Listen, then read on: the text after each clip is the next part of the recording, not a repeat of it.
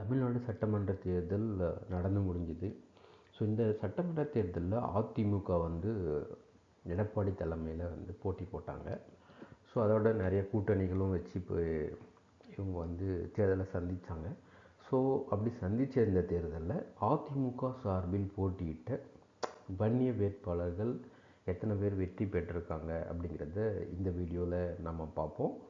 So முதலாவதாக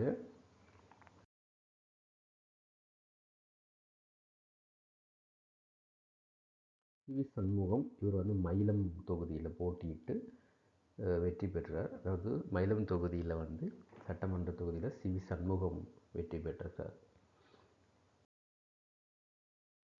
KP. Anbazhagan இவர் வந்து பாலக்கோடு தொகுதியில் போட்டியிட்டு வெற்றி பெற்றிருக்காரு. அதாவது பாலக்கோடு சட்டமன்ற தொகுதியில் இவர் முன்னாள் உயர்கல்வித்துறை அமைச்சராக இருந்தாருங்கிறது குறிப்பிடத்தக்கது. அடுத்ததாக கே.சி. வீரமணி.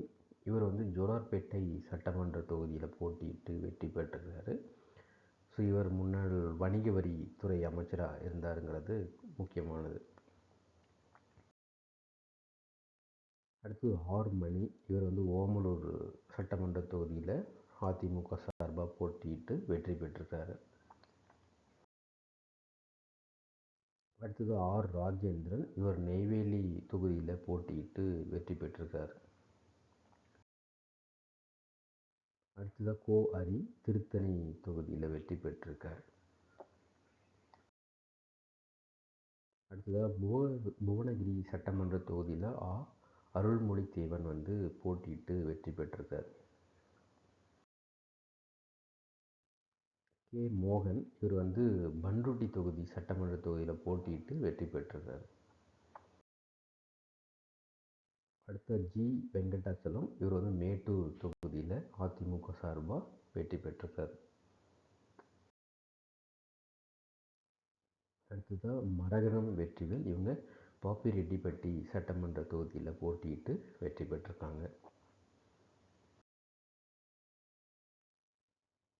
அணைக்கட்டு தொகுதியை பொறுத்த வரைக்கும் டி வேலழகன் அப்படிங்கிறவர் வெற்றி பெற்றிருக்காரு. அடுத்ததாக